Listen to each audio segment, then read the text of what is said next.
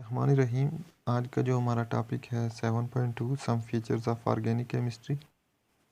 तो पहला फीचर है the peculiar behaviour of carbon, यानी कि कार्बन का एक ऐसा बिहेवियर, पिक्यूलियर से मुराद न्यूमेरियस, सबसे मुख्तलिफ, जो उसे यूनिक बना रहा हो।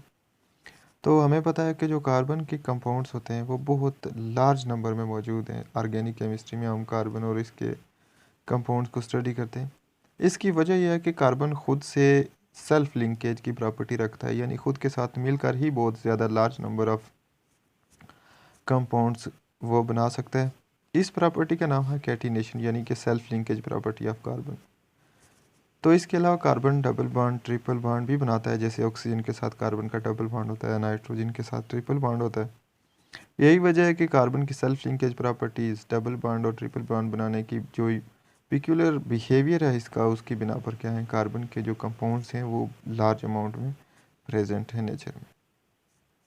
तो सेकंड प्रॉपर्टी है non ionic character of organic compounds के। जो ऑर्गेनिक कंपाउंड्स होते हैं वो नॉन आयनिक इन नेचर होते हैं, यानी कि उनका जो करेक्टर होता है वो क्या होता है, नॉन आयनिक, यानी कोवैलेंट इन नेचर होते हैं। इसकी वजह क्या है कि वो कोवैलेंट क्यों होते हैं? हमें पता है कि जो कोवैलेंट कंपाउंड होते हैं वो इलेक्ट्रॉन को क्या करते हैं, शेयर करते हैं। यानी कि जो कार्बन है या हाइड्रोजन के कंपाउंड्स हैं उनमें electrons in between the nuclear रहते हैं, किसी की तरफ मुकम्मल शिफ्ट नहीं होते, यानी वो आयनिक नहीं क्रिएट होते। तो यही वजह है कि जो नॉन आयनिक नेचर होती है वो किसकी होती है, ऑर्गेनिक कंपाउंड्स की होती है।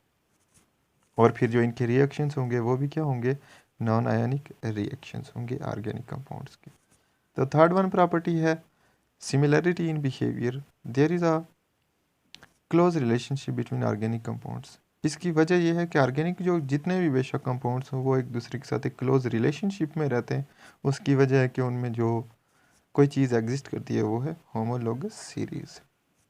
एग्जाम्पल नीचे ही कोट की हुई है जो आप लोगों को नज़र आ रही है। There is increasing factor of CH2, यानी कि आप देख सकते हैं एक CH2 single bond CH2 single bond CH2।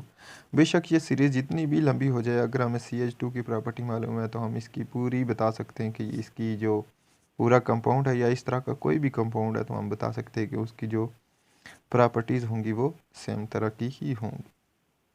तो थर्ड वन है हमारे पास कम्प्लेक्सिटी ऑफ ऑर्गेनिक कंपाउंड।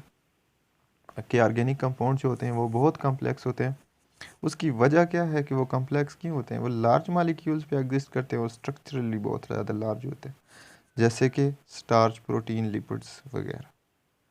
जैसे कि स्टार्च का फार्मूला भी आप लोगों को नज़र आ रहा है, C6H10O5 होलन। एन से मुराद जो है नंबर हैं वो 1000 या मिलियंस में हो सकते हैं। इससे आप अंदाज़ा लगा सकते हैं कि जो ऑर्गेनिक कंपाउंड्स होते हैं वो क्या होते हैं, बहुत ज़्यादा लार्ज मालिक्यूल्स होते हैं। वो स्ट्रक्चरली भी क्या होते हैं, लार्ज, और मैस भी फिर क्या होंगे उनके, लार्ज।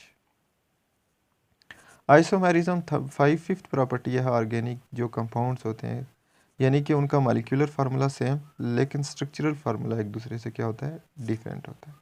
उसकी एक मिसाल ग्लूकोज और फ्रुक्टोज, जैसे कि आप लोगों को पता है कि जो C6H12O6, इन दोनों का फार्मूला सेम है मालिक्यूलर, लेकिन स्ट्रक्चरल फार्मूला क्या होता है, एक दूसरे से इनका डिफरेंट होता है।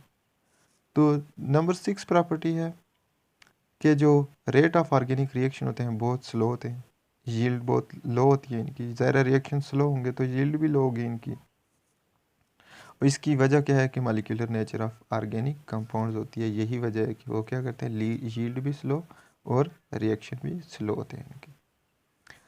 सातवां जो इसकी प्रॉपर्टी है वो है सॉल्युबिलिटीज़। तो जो ऑर्गेनिक कंपाउंड्स होते हैं हम पढ़ भी आए कि वो कोवैलेंट इन नेचर होते हैं। वो ज़ाहिर है अपने जैसे ही ऑर्गेनिक सॉल्वेंट में डिज़ोल्व होंगे। तो जो ऑर्गेनिक कंपाउंड्स होते हैं वो बेंजीन, पेट्रोलियम, ईथर, जो ऑर्गेनिक सॉल्वेंट्स हैं उनमें ही डिज़ोल्व होंगे। तो ये था हमारा सारा टॉपिक।